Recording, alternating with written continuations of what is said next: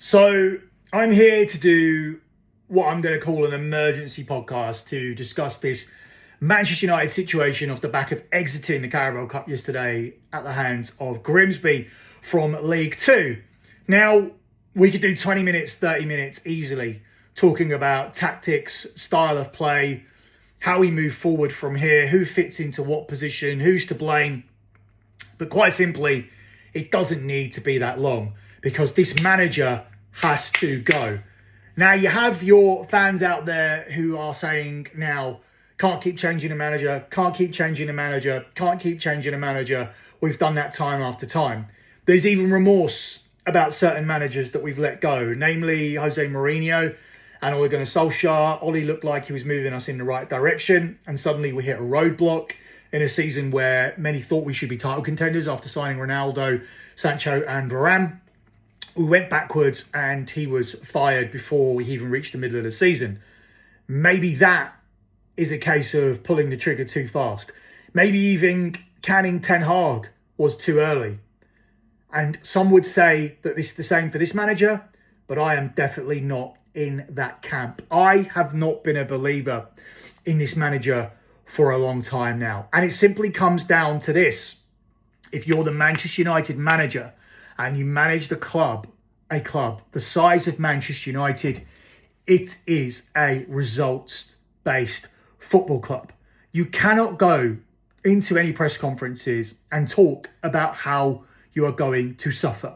You cannot come in and prioritise a style of play. You can try a style of play, and if it doesn't work, you need to go back to prioritising the results. You cannot allow 75,000 people to buy a ticket to our stadium and tell them to expect to suffer, to expect them to make that trip down to Old Trafford and not have the sole intent to deliver a positive result. It is unacceptable for Manchester United to let any football match go, no matter how meaningless that it may be, and to then continue on blindly and stubbornly with these tactics until the end of the season, destroying all European aspirations, and then also playing it in the make or break cup final against Tottenham in the Europa League final.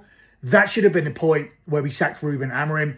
That should have been a point where we didn't give him any money in the summer, and we should have stopped investing into this system. This system doesn't work in the Premier League. It doesn't work here. It did work in Portugal, fine. It worked as the Sporting Lisbon manager in the Portuguese league, but it doesn't carry over here. If you want the easiest example of it, have a look at how Fulham changed things up and dominated the second half of that game. They simply dropped another midfielder in. It was 3 versus 2, and Alex Iwobi was free throughout the entire second half and actually looked like a world-class player because we made him look like a world-class player. That's how easy it is to play against Manchester United in this system. Drop an extra man in. We know the 10s are not going to drop back because they're there to press up the pitch, and that's a word that I'm sick of. I'm sick of pressing. I'm sick of winning the ball back in transition. I'm sick of trying to create an overload. I'm sick of managers coming in and getting jobs because they are going to implement these tactics at every single club, playing out from the back, which was suicide, by the way, because we saw it in the Manchester City game against Tottenham. But everybody wants to copy Pep Guardiola and Jurgen Klopp because they had success in this league. Forgetting the fact they had better players. Forgetting the fact that if you want to play out from the back, you need quality players to play out from the back. If you want to press, you need high quality pressers who all know what they are doing and can press the ball coherently as a team, as a unit, whilst being supported by the second group of pressers who are all in sync with exactly what you're doing. It requires practice. It requires skill. It requires an ability to all be on the same page and be able to do this succinctly on a weekly basis. That is not how Manchester United press.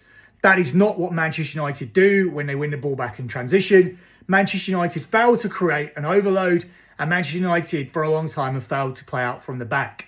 So why don't we simplify things and do what we need to do to win football matches? It is not acceptable to put tactics before results. It is especially not acceptable to do it when you are Manchester United Football Club. It wouldn't be happening at Real Madrid, Barcelona or Bayern Munich. And that is the same level that we need to be at? When did we forget that we're at that level? When did we forget that and allow the clown to come into our club and to allow us to lose home games and simply say, I knew we were going to suffer, and then also I didn't want the job this early anyway. I needed a summer. Well, you've had it, and you've had a load more money than anybody expected you to have, because everybody said that this club were broke, and without Champions League football or European football at all, things are going to get even worse because we were deeply in trouble with FFP regulations, and there would be a very small budget for this manager. This hasn't been a small budget at all. When you can bring in Sesko, Abuemo and Cunha, that's not a small budget. So you got your signings, you got your players. I don't care if you didn't get Baliba. I don't care if we didn't overpay for Baliba. We already signed Agate. Make Agate the player that we signed, that we thought that we signed. Do some coaching. Get the better out of these players. But simply, the biggest issue that I have is prioritising these tactics over the results. We already saw Ange Postecoglou as a victim of this. He came in and played a system that was successful as the Celtic manager in Scotland, and he ended up losing his job. Now, for Ange, there's more excuses, because temporarily, when he came in, he had great success at the start of his tenure at Tottenham. So there would have been a belief there where you could have said, I've seen it work. I've seen it not only work in another country, I've seen it work at this club with these players. Now, where Ange went wrong is when he lost Mickey van der Ven, who's absolutely key to a system. If you're going to play a high line, then you need Mickey van der Ven, who is the quickest defender in the league, who can make up that space, which is the reason that you signed him. Everything that Tottenham done, and it's crazy to say this, centered around Mickey van der Ven. Mickey van der Ven, even as a defender, was your key player at this football team. It's not very often we'll say this, where a defender is key to what you do. But Mickey van der Ven was key to Tottenham being able to high press. And when he wasn't there, the fact that Ange Postecoglou stubbornly went forward with these tactics, despite missing both of his best defenders and having nobody there who was capable of making up the ground when Tottenham lost the ball in transition. There's a word again. That was why he ended up getting sacked. Now, in his defence, he was actually prioritising the Europa League. The team lineups that Tottenham put up were not really prioritising winning those league matches towards the end of the season. So I'm not really someone who puts too much weight into the fact that they were 17th. Ruben Amorim teams were strong Ruben Amorim teams where he continued to try and win in the 3-4-3 formation. When he had everything there to win matches by playing 4 at the back, 2 men in front of that back 4, a creative number 10 and 3 forwards, which is what Erik ten Hag tried to play, and you had all the players there. By all means, come in, try your system, but when it doesn't work, you need to realise that Manchester United, like Bayern, Barca and Real Madrid, are a results-based football club. We do not lose games knowingly, especially at Old Trafford, in front of 75,000 supporters. And I don't care how many of those people are day trippers and don't know what they're watching. At the end of the day, the supporters are buying tickets to see Manchester United win games. They're not there as tourists to explore Old Trafford and are there for the experience. Some are, but I don't care about these supporters. I'm looking at the real fans who do not deserve to be told that we are going to suffer. That is not acceptable, but we accepted it. And we gave him more money. And we gave him another season. And now we are sitting here on a Thursday morning having exited the Carabao Cup at the hands of Grimsby. We played a team that was acceptable to start a Premier League game. It's acceptable to play Kobe Mainoo ahead of Bruno Fernandes, particularly when we're told that they're competing for the same spot. So why would it not be acceptable for Mainoo to start occasionally ahead of Fernandes, given the fact that Mainoo is an international player with England? Look, starting with Cunha, starting with Sesko, starting with Ahmad in one of those 10 positions instead, starting with Dorgu and Dallo. Yeah, you can ask questions about Fredrickson, possibly, but Maguire and Heaven, they could be rotated into the starting lineup at any time. Agate, he was brought to start ahead of Casemiro. So this was a team that should have won comfortably. And you can say the players didn't play for him. You can say that he cannot do anything about Onana's mistakes. Why is Onana in a position to make mistakes? When you play against a team in League Two, in the fourth tier, of English football, Onana shouldn't even be tested. Manchester United should be coming out of this game with a 5 or 6 goal win with an XG of 0.2 at best. 0.2 XG is the most that we should be letting up against Grimsby. They shouldn't be scoring 2 goals. They shouldn't be the dominant team in this game. Their manager shouldn't have a case to be talking about how they should have won the game in 90 minutes because their third goal was chalked off unjustifiably so, because it should have been a goal and Man United should have been out in 90 minutes. That for me is the end of the line. That for me is where the manager should have been sacked before he even fucking got back to Manchester. We shouldn't be talking about making a decision during some international break. We shouldn't be waiting for a Burnley game where we could potentially drop more points. And I don't think we will, because I think somehow these players will galvanise themselves through pride alone, and they'll find a way to maybe grind out a result on Saturday, and therefore that will give this manager more time. This is only going in one direction. These players don't want to play in this system. This system is not a system that can be successful in the Premier League. Fulham showed you how simple it was to make adjustments in the game and to snuff out what Manchester United are trying to do. This manager doesn't have it. This manager is a manager who's out of his depth. I don't want to see the Manchester United manager with a tactics board with magnets on it when we are 2-0 down. I don't want to see a Manchester United manager with his head down, with tears in his eyes, who hasn't got the balls to watch a penalty shootout. Can you imagine Sir Alex with his head down, not being able to watch the penalty shootouts, not being man enough to watch the penalties, with his head down in his lap, not watching a shootout?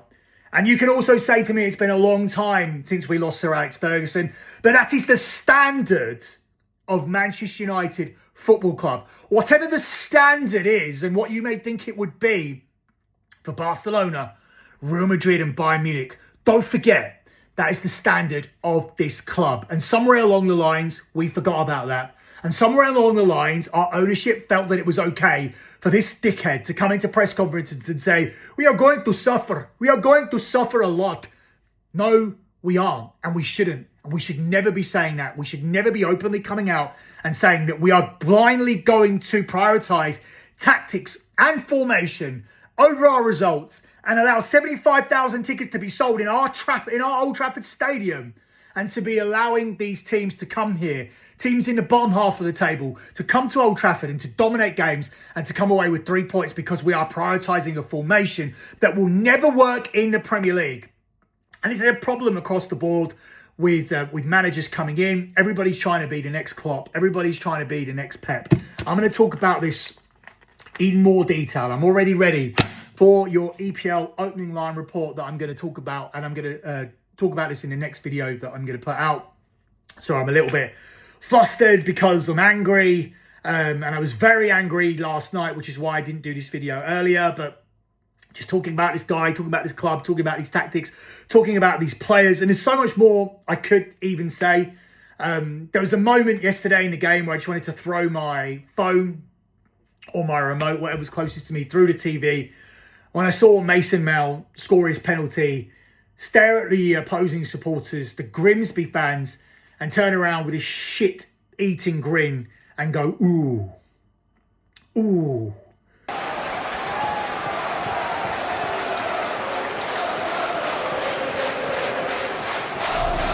Mason Mount, you are a wanker, mate.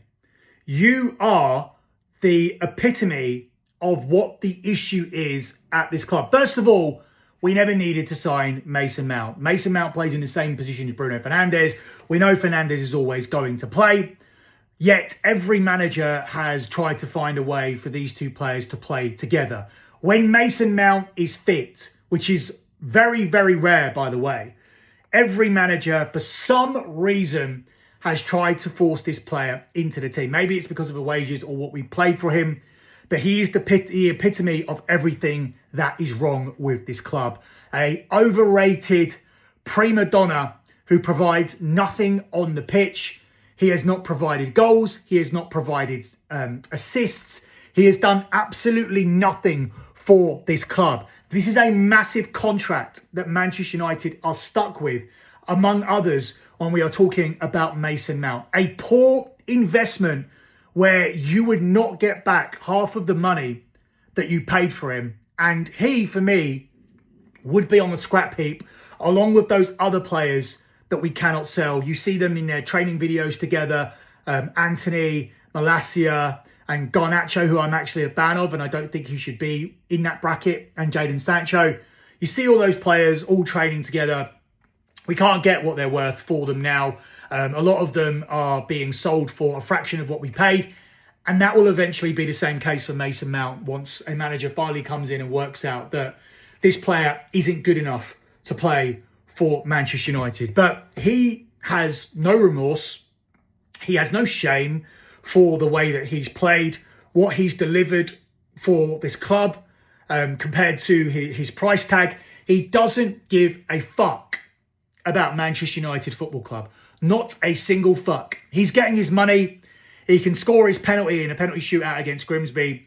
He can have no shame, no self-awareness. He can stare at the Grimsby fans. He can turn around. He can smile and he can say ooh, and have no self-awareness about what a fucking terrible investment that he is. And there's no signs of him ever fixing it or becoming a permanent fixture in the Manchester United team where any supporter turns around and does a lineup and says, oh, I have to have Mason Mount in my team. Nobody thinks that. So I think I've done enough. I think I've gone over, and that's easy to do because there's so much anger, so much hate, so much frustration. But the point I want to make here is while we have sacked a lot of managers, and some of them maybe deserved a little bit longer, this one is completely clueless. He's a manager that doesn't give the players any hope, any faith. If you're looking for someone to rally you, if you're looking for someone to motivate you, you're not going to be motivated by the coward sitting there, not man enough to watch the penalty shootout. You're not going to be motivated by this cuck sitting there doing that. The tactics are all wrong.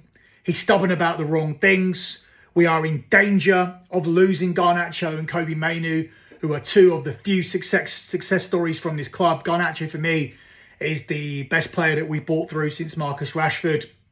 He's a game changer. If we sell him and then we do eventually sack this manager, which we will, we are going to regret letting Alejandro Garnacho go. So before this club makes any more mistakes, before we invest any more money in this manager, before we let any more players go who are important to our future, such as Mainoo and Garnacho, let the clown go instead. Sack him today. Please get rid of Ruben Amorim now.